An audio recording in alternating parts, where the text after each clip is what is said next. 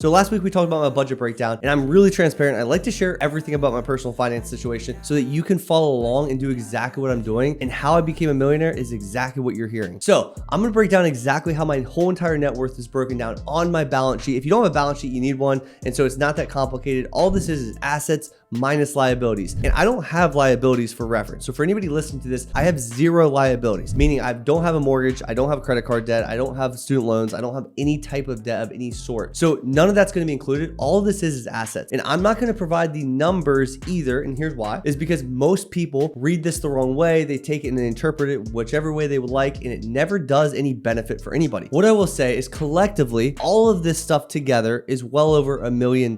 So we are net worth millionaires. This is the only way you can become a millionaire. If you make $3 million a year, that doesn't mean you're a millionaire. Millionaire are assets minus liabilities equal $1 million. And so if that's the case, here's the breakdown. Let's start with at the very, very top, my cash position. So our cash position is really, really low. If you want to learn more about specifically what we do with our cash and how we don't even have an emergency fund, click in the top right-hand corner and I'll show you another video of exactly why we don't invest in emergency funds. Number 2 is cryptocurrency. So we don't have a ton in crypto. We keep this about 2.5% of our allocation, and we have some Bitcoin and we have a little bit of Ethereum. This makes up a very, very small portion of our net worth. And again, this is an asymmetric risk reward play that I think could play out, but I also know it could potentially turn to zero. While I am bullish in the space, I have a lot of doubts, and I wouldn't personally touch crypto unless I did all the fundamentals before. This is step 8 of my framework. Do not get ahead. Do not try to get rich. Do not try to FOMO into this. If you think it's a legitimate investment, you think there's potential and you want to take that calculated risk, go ahead, but do it the right way. Please don't be stupid about this. And I can't tell you how many times I give that context and some idiot will say, well, you told me to invest in blah, blah, blah, blah, blah. You're obviously not following me close enough if you don't know me by now. That is not the way I roll. Our next piece on the balance sheet is health savings accounts. So this is what we invest in heavily. So we do not do anything with our HSA from a health related standpoint. We do have a lot of medical bills. You know my daughter's situation and how many medical bills we've had with that. But what we do is pay everything out of pocket. And if you want to learn more, my first YouTube ever is HSAs. I'm not even going to link that. You have to go onto my page and find the first HSA video ever, because it's literally the first video I ever posted on my YouTube, because that is how important HSAs are. If you have that potential, you should definitely be looking at an HSA. So my next investment is non-retirement accounts. So this gets a little different. This gets a little more trickier. So we have a basic standard taxable brokerage account. That's pretty standard. And this is a big piece of our financial freedom number. And why we're financially free is because of this account being liquid right this second. But that's not the biggest piece of this non-retirement. The biggest thing behind non-retirement is our private equity deals. Because again, step 8 of the framework, we've already checked all the boxes.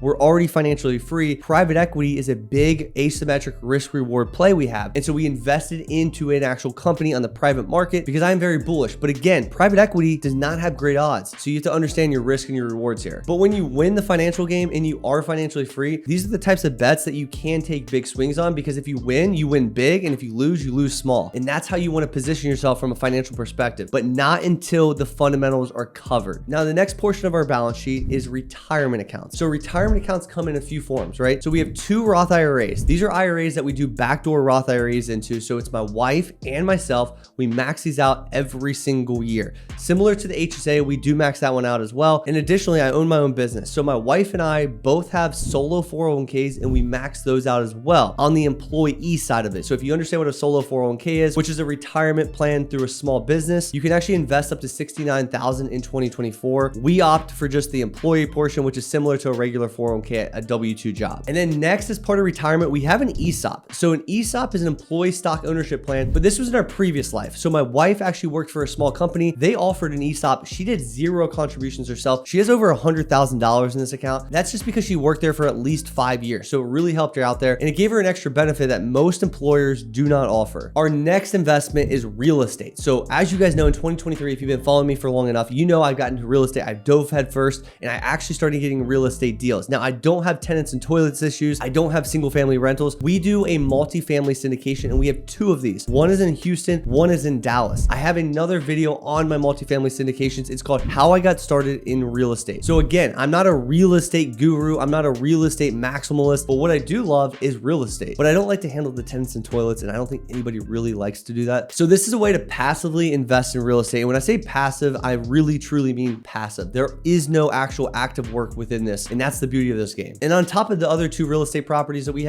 also have our personal residence. Our personal residence is here in Dallas, Texas. And while that's part of our net worth, we don't look at that as necessarily an investment, but it is paid off. So there is no mortgage payment, which is awesome. But we do have property tax because Dallas, Texas is kind of expensive. And another investment we have is child investments. And let me explain why this shows up on our balance sheet, because the way we structure this, number one, we only have one of the three types of accounts that we invest for our daughters. So I have two daughters, Logan and Elliot, and they both have three different accounts. They have 529s, they have brokerage accounts, and they have Roth IRAs. They're 2.5 and 4 months old. And the way we position this on the balance sheet is just the taxable brokerage side. And the reason why is because it's ours. So my brokerage, quote unquote, for Logan and my brokerage, quote unquote, for Ellie isn't really their account. It's actually ours. So my wife and I, it's our name on this account, but we can gift it to them at a later stage in the game. So we actually have total control over this. There's no custodial account here. I think those are dumb at the end of the day. This is a lot better from a tax advantageous standpoint and also a control standpoint. It makes a lot more sense for many parents out there wondering, hey, should I start investing for my children? Should I not? This is a perfect opportunity to do so. And this is what I love about this account. But I do want you to understand this is geared for my daughters at a later stage of the game. This is a very small portion of our net worth, technically speaking. We're talking like 0.00001. So there's not a significant amount in here comparably to our net worth. And so therefore, what we invest for our daughters are intended earmarked for them. But if life gets tough or something happens, it is our money. And then lastly is our VW Atlas, our personal car. We have one car here in Dallas, Texas. I work from home. My wife stays at home, takes care of the kids. So we really don't have to go anywhere. We kind of coordinate on the drives and we don't really go a ton of places without each other anyway. So it's really pretty easy at the end of the day to get by on one car at this stage of the game. Probably with time, as the girls get older, more kids maybe appear, we probably are going to have to upgrade and have a second car as well. But for right now, we have one car. That means one insurance, one gas bill, one car payment. Oh wait, we don't have a car payment, so we don't have that either. We have hardly any maintenance on this. This is a brand new 2023 VW Atlas. So it's really in perfect condition and under 10,000 miles to begin with. So it makes life a lot easier. So there's other things that could technically be on our balance sheet that I didn't mention. So when I met with my trust attorney and we had our conversation, we talked about our overall net worth. It was a lot higher than I expected because of two different things. My business value, which I don't put a personal valuation on this on my balance sheet. And the second piece of the equation is term life insurance. So technically speaking, if we died, my wife would get like $2 million.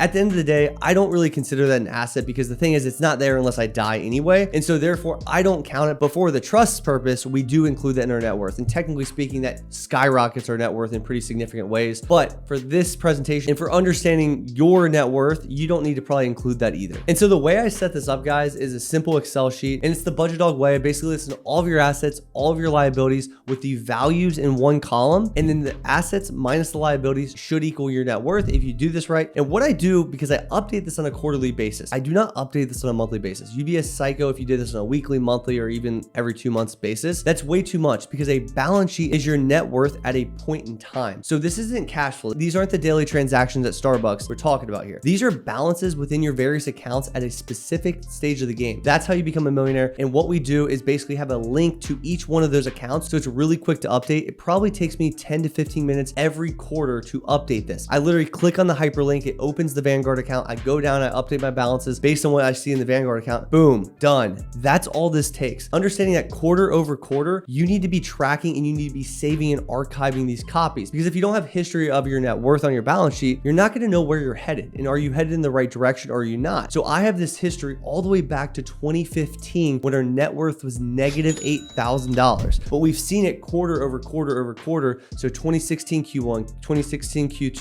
2019 Q3, we see every single progression. We can see the growth each quarter. And what it's done over time is done this. And as we've used our cash flow effectively on the budget, this makes this piece of the equation so much easier to build wealth because now it just goes like this. And then you had the time of a decade plus on our side, plus compound interest. And all of a sudden this balance sheet starts to inflate, and it has an upward swing like this, which makes wealth much easier with time. But you got to put in the hard work first, and you have to have the structure and the system to do this. And the only way people are going to be building wealth is having this as part of their equation. Now, this is a very small piece of the overall equation. If you don't have a financial roadmap, you need one, and you're missing out as we speak. So you need to make sure you have this. And again, I'm not going to go into every little detail detail of the personal financial roadmap equation, but this is a small piece of the equation, but a necessary piece of it because you need to track where you're going. Similar to if you go to the gym and you want to figure out, hey, I want to lose 10 pounds. If I don't know what weight I'm at, I'm just walking aimlessly trying to lose some weight. But if I know I'm at 210 pounds, I want to get to 200. Now I have a goal. Okay, now I'm at 210. I know I need to lose 10 pounds to get to 200 pounds. That is my goal. So I know I'm at point A is 210, point B is 200. Now, what is the roadmap, the financial roadmap to get me from point A to point B in the most strategic way possible? This is what I do for all my students, and this is why all my students become very wealthy, because it's a really easy game.